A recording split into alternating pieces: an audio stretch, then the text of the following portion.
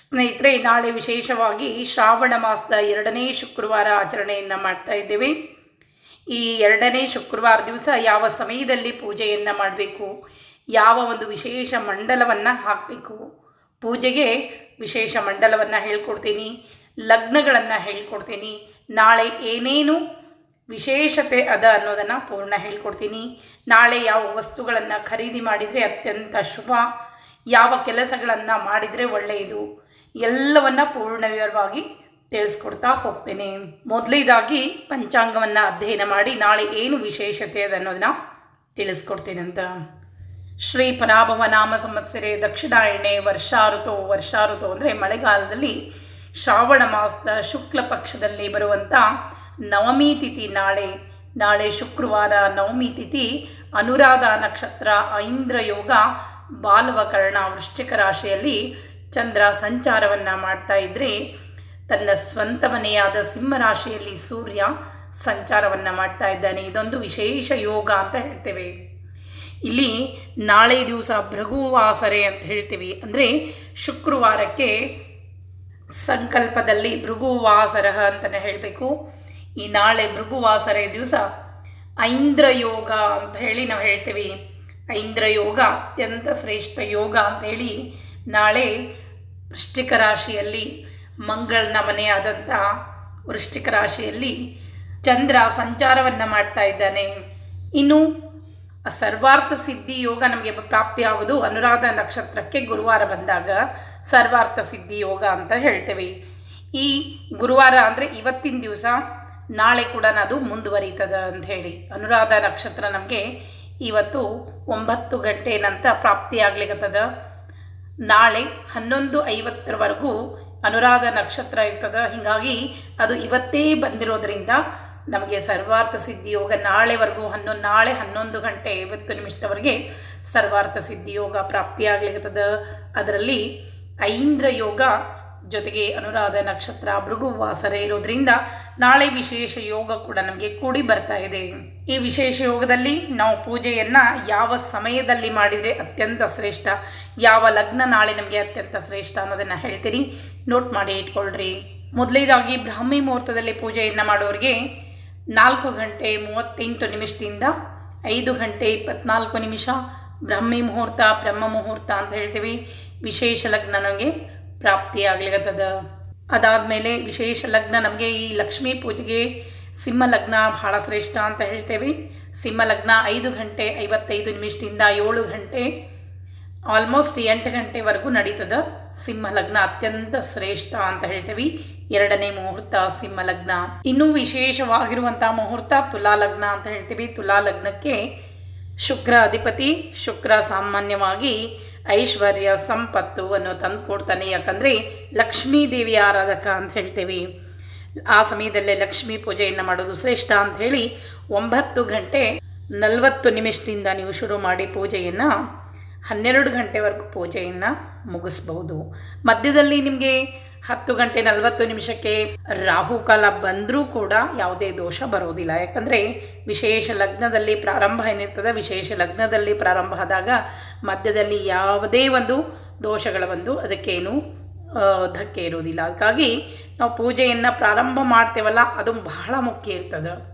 ಪ್ರಾರಂಭದಲ್ಲಿ ಶುಭ ಲಗ್ನಗಳಿದ್ದಾಗ ಮಧ್ಯದಲ್ಲಿ ರಾಹುಕಾಲ ಬರಲಿ ಗುಳಿಕಾಲ ಬರಲಿ ಅದಕ್ಕೇನೂ ದೋಷ ಇರೋದಿಲ್ಲ.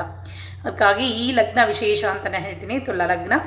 ಇದು ನೀವು 12 ಗಂಟೆವರೆಗೆ ಮಾಡ್ಬೋದು ಪೂಜೆ, ಒಳ್ಳೆಯದು ಅಂಥೇಳಿ. ಇನ್ನು ಅದು ಬಿಟ್ಟರೆ ನಮ್ಗೆ ಅಷ್ಟು ಬೇಗನೆ ಮಾಡಲಿಕ್ಕೆ ಆಗೋದೇ ಇಲ್ಲ ಅಂತಂದರೆ 12:40 ಮಧ್ಯಾಹ್ನ 12:40 ಮಧ್ಯಾಹ್ನ 2 ಗಂಟೆವರೆಗೂ ಕೂಡ ಶುಭ ಲಗ್ನವೇ ನಮಗೆ ಪ್ರಾಪ್ತಿಯಾಗ್ಲಿಕ್ಕತ್ತದ. ಅದನ್ನು ನಾವು ವೃಶ್ಚಿಕ ಲಗ್ನ, ಮಂಗಳಾಧಿಪತಿ ಅಂತ ಹೇಳ್ತೀವಿ. ಆ ದಿನ ಯಾಕಂದರೆ ವಿಶೇಷ ಲಕ್ಷ್ಮೀ ಪೂಜೆ ಇರ್ತದೆ, ಬೆಳಗ್ಗೆ ಒಂದೇ ಸಲ ಮಾಡಲಿಕ್ಕೆ ಆಗೋದಿಲ್ಲ ಅನ್ನೋರು ಈ ಮುಹೂರ್ತದಲ್ಲೂ ಕೂಡ ಅಡುಗೆ ನೈವೇದ್ಯ ಎಲ್ಲವನ್ನು ಮಾಡಬಹುದು. ಇನ್ನು ಸಾಯಂಕಾಲ ಗೋಧೂಳಿ ಮುಹೂರ್ತದಲ್ಲಿ ಮಹಾಲಕ್ಷ್ಮಿಯನ್ನು ಪೂಜೆ ಮಾಡೋರಿಗೆ ಅದು ಕೂಡ ವಿಶೇಷವಾಗಿ 6:28 7:12 ಗೋಧೂಳಿ ಮುಹೂರ್ತ ಕೂಡ ಪ್ರಾಪ್ತಿಯಾಗ್ಲಿಕ್ಕತ್ತದ. ಈ ಸಮಯದಲ್ಲಿ ಕೂಡ ನೀವು ಪೂಜೆಯನ್ನು ಮಾಡ್ಬೋದು. ಕೆಲವರು ಬೆಳಗ್ಗೆ ಮಾಡಲಿಕ್ಕೆ ಆಗೋದಿಲ್ಲ ಅನ್ನೋರಿಗೆ ಈ ಗೋಧೂಳಿ ಮುಹೂರ್ತದಲ್ಲಿ ಕೂಡ ಪೂಜೆಯನ್ನು ಮಾಡ್ಬೋದು. ಇನ್ನು ವಿಶೇಷ ಕಾರ್ಯವನ್ನು ಏನಾದರೂ ನಾಳೆ ದಿವಸ ಮಾಡಬೇಕು ಅಂತ ಇದ್ದರೆ 2:30 3:22 ವಿಜಯ ಮುಹೂರ್ತ ಅಂತ ಹೇಳ್ತೇವೆ. ಈ ಸಮಯದಲ್ಲಿ ಏನಾದರೂ ವಸ್ತುಗಳನ್ನು ಖರೀದಿ ಮಾಡೋದಿದ್ರೆ, ಏನಾದರೂ ತೆಗೆದುಕೊಳ್ಳೋದಿದ್ರೆ ನಾಳೆ ಈ ಸಮಯದಲ್ಲಿ ಮಾಡಬಹುದು. ಇನ್ನು ನಾಳೆ ವಿಶೇಷವಾಗಿ ಉತ್ತರ ದಿಕ್ಕು ನಮಗೆ ವಿಶೇಷ ಫಲವನ್ನು ತಂದು ಕೊಡುವಂಥದ್ದು ಚಂದ್ರವಾಸ. ಉತ್ತರ ದಿಕ್ಕಿಗೆ ಮುಖ ಮಾಡಿ ಪೂಜೆಯನ್ನು ಮಾಡಿರಿ. ಲಕ್ಷ್ಮೀ ಪೂಜೆಯನ್ನು ವಿಶೇಷ ಫಲಪ್ರಾಪ್ತಿಯಾಗ್ತದೆ ಅಂಥೇಳಿ. ಇನ್ನು ಯಾವ ಮಂಡಲವನ್ನು ನಾವು ಹಾಕಿದರೆ ನಾಳೆ ದಿವಸ ಶ್ರೇಷ್ಠ ಅಂಥೇಳಿ ವಿಶೇಷವಾಗಿ ಅನುರಾಧ ನಕ್ಷತ್ರ ಭೃಗುವಾಸರ ಯಾವ ಮಂಡಲವನ್ನಲ್ಲಿ ಮಹಾಲಕ್ಷ್ಮಿಯನ್ನು ಆಹ್ವಾನ ಮಾಡ್ಕೊಳ್ಬೇಕು ತೋರಿಸ್ತೇನೆ ಬರ್ರಿ. ಈ ಮಂಡಲವನ್ನು ನೀವು ಸಾಣಿಕಲ್ ಮೇಲೆ ಬರಿಬಹುದು ಅಥವಾ ಒಂದು ತಟ್ಟೆ ಮಣೆ ಮೇಲೆ ಬರಿಬಹುದು.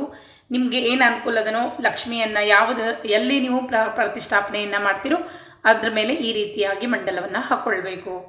ಅದಕ್ಕೆ ಸ್ವಲ್ಪ ಕೆಂಪನ್ನು ಹಚ್ಕೊಳ್ಬೇಕು. ಅಂದರೆ ಗಂಧ, ಅರಿಶಿನ, ಕುಂಕುಮ ಸೇರಿಸಿ ನೀಟಾಗಿ ಕಲಸಿ ಈ ರೀತಿಯಾಗಿ ಹಚ್ಕೊಳ್ಬೇಕು. ನಾಳೆ ವಿಶೇಷ ಲಗ್ನ ನಮಗೆ ಪ್ರಾಪ್ತಿಯಾಗ್ಲಿಕ್ಕತ್ತದ. ಅದಕ್ಕಾಗಿ ನಂತರ 2 ಮುಷ್ಟಿ ಅಕ್ಕಿಯನ್ನು ಹಾಕಿ ಕುಂಕುಮದಿಂದ ಈ ರೀತಿಯಾಗಿ ಅದರ ಮೇಲೆ ಒಂದು ಮಂಡಲವನ್ನು ಬರಿಬೇಕಾಗ್ತದೆ. ಎಲ್ಲ ನೀಟಾಗಿ ರಂಗೋಲಿ ಹಾಕ್ಕೊಳ್ಬೇಕು. ರಂಗೋಲಿ ಹಾಕ್ಕೊಂಡು ಲಕ್ಷ್ಮೀ ದೇವಿ ಒಳಗೆ ಬರೋ ಹಾಗೆ ಪಾದಗಳನ್ನು ಹಾಕ್ಕೊಳ್ಬೇಕು.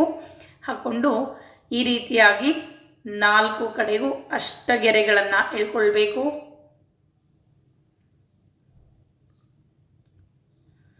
ಈ ರೀತಿ ಗೆರೆಗಳನ್ನು ಪೂರ್ಣವಾಗಿ ಸೇರಿಸ್ತಾ ಹೋಗಬೇಕು ನೋಡ್ರಿ.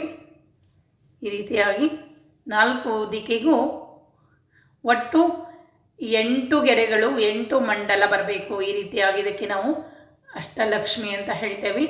ಈ ರೀತಿಯಾಗಿ 2 ಮುಟ್ಟಿಗೆ ಅಥವಾ 3 ಮುಟ್ಟಿಗೆ ಅಕ್ಕಿಯನ್ನು ಹಾಕ್ಕೊಂಡು ಅದರ ಮೇಲೆ ಕುಂಕುಮದಿಂದ ಈ ರೀತಿ ಬರ್ಕೊಳ್ಬೇಕು.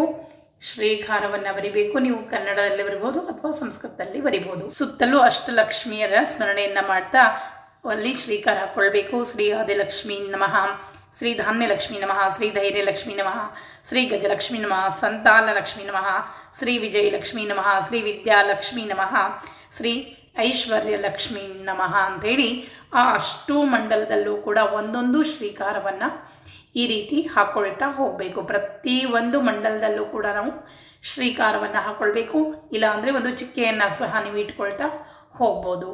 ಈ ರೀತಿಯಾಗಿ ಪ್ರತಿಯೊಂದು ಮಂಡಲದಲ್ಲೂ ನಾವು ಒಂದು ಶ್ರೀಕಾರವನ್ನು ಹಾಕ್ಕೊಳ್ತಾ ಹೋಗಿ ನಂತರ ಅಷ್ಟ ದಳವನ್ನು ಮುಗಿಸ್ಬೇಕು. ಅದಾದಮೇಲೆ ಈ ರೀತಿಯಾಗಿ ಶಂಖಚಕ್ರವನ್ನು ಅಲ್ಲಿ ಹಾಕ್ಕೊಳ್ಬೇಕು. ಅಂದರೆ ಲಕ್ಷ್ಮೀ ಸಹಿತ ನಾರಾಯಣ ಸನ್ನಿಧಾನ ಈ ರೀತಿಯಾಗಿ ನಮಗೆ ಅಲ್ಲಿ ಪ್ರಾಪ್ತಿ ಆಗ್ತದೆ. ಅದರ ಮೇಲೆ ನಾವು ಕಲಶ ಸ್ಥಾಪನೆಯನ್ನು ಮಾಡಿದರೆ ವಿಶೇಷ ಫಲವನ್ನು ನಾವು ಪಡಿತೇವೆ ಅಂಥೇಳಿ ನಾಳೆ ದಿವಸ ಈ ರೀತಿಯಾಗಿ ಲಕ್ಷ್ಮೀ ಆಹ್ವಾನಕ್ಕೆ ವಿಶೇಷ ಮಂಡಲ ಅಂತ ಹೇಳಿ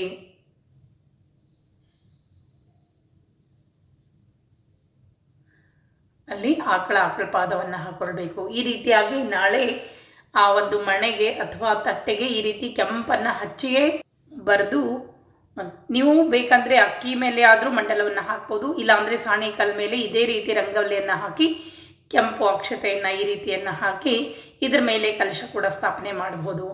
ಇಲ್ಲದಿದ್ದರೆ ತಟ್ಟೆ ಮೇಲೆ ಆದರೆ, ಮಣೆ ಮೇಲೆ ಆದರೆ ನೀವು 2 ಅಥವಾ 3 ಮುಟ್ಟಿಗೆ ಅಕ್ಕಿಯನ್ನು ಹಾಕಿ ಮಂಡಲ ಮಾಡಿಕೊಂಡು ಕಲಶವನ್ನು ನೀಟಾಗಿ ಜೋಡಿಸ್ಕೊಳ್ಬೇಕು. ಕಲಶದಲ್ಲಿ ಅರಿಶಿನ, ಕುಂಕುಮ, ಅಕ್ಷತೆ, ತಾಂಬೂಲ, ದಕ್ಷಿಣೆ ಇಷ್ಟು ಮಾತ್ರ ಹಾಕಬೇಕು. ಏನೆಲ್ಲ ಸಾಮಗ್ರಿಗಳನ್ನು ನೀವು ಕಲಶದಲ್ಲಿ ಯಾವುದೋ ಒಂದು ವಸ್ತುಗಳನ್ನು ಹಾಕ್ರಿ ಅಂತ ಹೇಳ್ತಾರೆ. ದಯವಿಟ್ಟು ಅರಿಶಿನ, ಕುಂಕುಮ, ಅಕ್ಷತೆ, ತಾಂಬೂಲ, ದಕ್ಷಿಣೆ. ನಾವು ಲಕ್ಷ್ಮಿಯನ್ನು ಆಹ್ವಾನ ಮಾಡ್ಕೊಳ್ಳಿಕ್ಕೆ ಮೊದಲು ಆಕೆಗೆ ಅರಿಶಿನ, ಕುಂಕುಮ ಕೊಟ್ಟು ಯಾಕೆ ನೀರು ಅಂದರೆ ಆಕೆ ಸಮುದ್ರ ರಾಜನ ಮಗಳು ಅಂತ ಹೇಳ್ತೇವೆ. ಅದಕ್ಕಾಗಿ ಆಕೆಯನ್ನು ಕಲಶದಲ್ಲಿ ನೀರನ್ನು ಹಾಕಿಯೇ ಆಕೆಯನ್ನು ಆಹ್ವಾನ ಮಾಡ್ಕೊಳ್ಬೇಕಾಗ್ತದೆ. ಒಂದು ಕಲಶವನ್ನು ತುಂಬಬೇಕಾದ್ರೆ ಯಮುನೆ ಪೂಜೆಯನ್ನು ಮಾಡ್ಕೊಳ್ಬೇಕು ಅಂತ ಶಾಸ್ತ್ರ ಹೇಳ್ತದೆ. ಗಂಗೆ, ಯಮುನೆ ಎಲ್ಲರನ್ನ ಅಲ್ಲಿ ಕರೆದು ನೀರನ್ನು ತುಂಬಿಕೊಂಡು ನಂತರ ಅದರಲ್ಲಿ ಶಾಸ್ತ್ರೋಕ್ತವಾಗಿ ಅರಿಶಿನ, ಕುಂಕುಮ ಇಲ್ಲದೆ ಲಕ್ಷ್ಮಿಯನ್ನು ಆಹ್ವಾನ ಮಾಡ್ಕೊಳ್ಳಿಕ್ಕೆ ಬರೋದಿಲ್ಲ. ನೀವು ಬೇರೆ ಯಾರೋ ಏನೋ ಹೇಳ್ತಾರೆ ಅಂತ ಆ ವಸ್ತುವನ್ನು ಹಾಕಿದರೆ, ಈ ವಸ್ತುವನ್ನು ಹಾಕಿದರೆ ದಯವಿಟ್ಟು ಹಾಕಬೇಡ್ರಿ. ಲಕ್ಷ್ಮಿಯನ್ನು ಆಹ್ವಾನ ಮಾಡ್ಕೊಳ್ಳಿಕ್ಕೆ ಅರಿಶಿನ ಕೊಟ್ಟು, ಕುಂಕುಮವನ್ನು ಕೊಟ್ಟು, ಅಕ್ಷತೆಯನ್ನು ಏರಿಸಿ, ತಾಂಬೂಲ 2 ಕಡೆ ಏನು ವಿಳೆದೆಲೆ ಇಡ್ತಿರಲ್ಲ ಅದು ತಾಂಬೂಲ, ಹೊಟ್ಟೆಯೊಳಗೆ ಹಾಕಲಿಕ್ಕೆ ಒಂದು ಅಡಿಕೆ ಬಿಟ್ಟ, ಒಂದು ನಾಣ್ಯ, ಇದು ಮಾತ್ರ ಆಕೆ ಕಲಶದಲ್ಲಿ ಹಾಕಬೇಕು.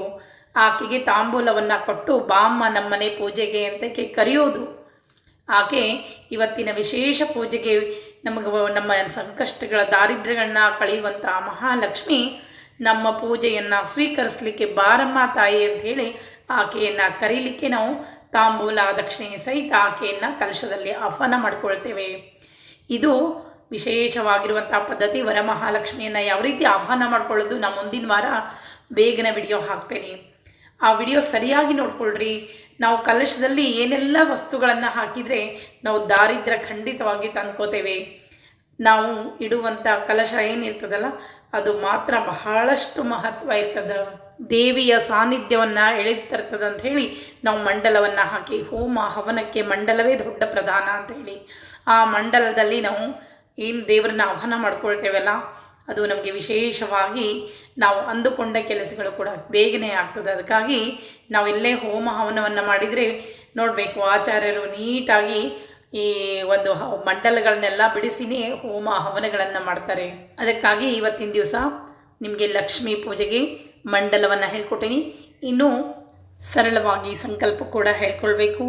ಏವಂ ಗುಣವಿಶೇಷ ವಿಶಿಷ್ಟಾಯಾಂ ಶುಭ ಪುಣ್ಯತಿಥೌ ಸಮಸ್ತ ದುಃಖ ದಾರಿದ್ರ್ಯ ವಿನಾಶಾರ್ಥ ಶ್ರೀ ಮಹಾಲಕ್ಷ್ಮೀ ದೇವತಾ ಪ್ರೇರಣೆಯ ಶ್ರೀ ಮಹಾಲಕ್ಷ್ಮೀ ದೇವತಾ ಪ್ರೀತ್ಯರ್ಥಂ ಯಥಾಶಕ್ತಿ ಯಥಾ ಜ್ಞಾನೇನ ಷೋಡಶೋಪಚಾರ ಪೂಜಾಂ ಕರಿಷ್ಯೆ. ಅದೋ ನಿರ್ವಿಘ್ನತಾ ಸಿದ್ಧ್ಯರ್ಥಂ ಮಹಾಗಣಪತಿ ಸ್ಮರಣಂಚ ಕರಿಷ್ಯೆ. ನೀವು ಗಣಪತಿ ಪೂಜೆಯನ್ನು ಮಾಡ್ತಾಯಿದ್ರೆ ಗಣಪತಿ ಪೂಜನಂಚ ಕರಿಷ್ಯೆ. ಮೊದಲು ಗಣಪತಿ ಪೂಜೆಯನ್ನು ಮಾಡೋದಿದ್ದರೆ ಗಣಪತಿಯನ್ನು ಪೂಜೆ ಮಾಡಿಕೊಂಡು ಲಕ್ಷ್ಮೀ ದೇವಿಗೆ ಧ್ಯಾನ ಸಮೇತವಾಗಿ ಮಾಡಬೇಕು. ಇಲ್ಲ ಗಣಪತಿ ಸ್ಮರಣೆ ಮಾತ್ರ ಮಾಡ್ತೇವೆ ಅಂದರೆ ವಕ್ರತುಂಡ ಮಹಾಕಾಯ ಕೋಟಿ ಸೂರ್ಯ ಸಮಪ್ರಭ ನಿರ್ವಿಘ್ನಂ ಕುರ್ಮೇ ದೇವ ಸರ್ವಕಾರ್ಯೇಷು ಸರ್ವದಾ ಅಂಥೇಳಿ ಗಣಪತಿ ಸ್ಮರಣೆಯನ್ನು ಮಾಡಿಕೊಂಡು ಮಹಾಲಕ್ಷ್ಮಿಗೆ ಧ್ಯಾನವನ್ನು ಮಾಡಿಕೊಂಡು ಆಕೆಯನ್ನು ಕರೆದದ್ದು ಹಾಡಬೇಕು. ಭಾಗ್ಯದ ಲಕ್ಷ್ಮಿ ಬಾರಮ್ಮ. ನನ್ನ ಧ್ವನಿ ಸರಿ ಇಲ್ಲ, ಯಾಕೋ ಹಾಡು ತೋರಿಸ್ತಿದ್ದೆ ನಾನು. ನಂತರ ಬಂದದ್ದು ಹಾಡಬೇಕು. ಬಂದಳು ನೋಡೆ ಮಂದಿರದೊಳು ಭಾಗ್ಯದ ಲಕ್ಷ್ಮೀ, ಬಂದಳು ನೋಡೆ ಮಂದಿರದೊಳು ಭಾಗ್ಯದ ಲಕ್ಷ್ಮೀ.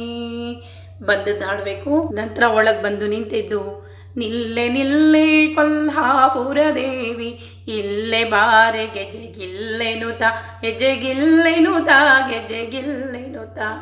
ಆಮೇಲೆ ಕುಳಿತಿದ್ದನ್ನು ಆಮೇಲೆ ಪೂಜೆ ಮಾಡೋಣ ಬನ್ನಿರೇ ಹಾಡಬೇಕು. ಪೂಜೆ ಮಾಡೋಣ ಬನ್ನಿರೇ ಶ್ರೀ ಗೌರಿಯ ಪೂಜೆ ಮಾಡೋಣ ಬನ್ನಿರೇ. ಲಕ್ಷ್ಮೀ ದೇವಿಗೆ ಅರಿಶಿನ ಕುಂಕುಮ ಇರಿಸಿದ್ದು ಈ ರೀತಿಯಾಗಿ ಅರಿಶಿನ ಕುಂಕುಮ ಇರಿಸ್ಬೇಕು. ನಂತರ ಹೂ ಮುಡಿಸ್ಬೇಕು. ಹೂ ಮುಡಿಸ್ಬೇಕಾದ್ರೆ ಕೊಡು ಕೊಡು ಹೂವನು ಉಡುಪಿಯ ಕೃಷ್ಣನೇ ಕೊಡು ಕೊಡು ಹೂವನು, ಅರಸಿ ಶ್ರೀಲಕುಮಿಗೆ ಸಡಗರದಿಂದಲೇ ಕೊಡು ಕೊಡು ಹೂವನು ಉಡುಪಿಯ ಕೃಷ್ಣ. ನಂತರ ಉಡಿಯನ್ನು ತುಂಬಬೇಕು.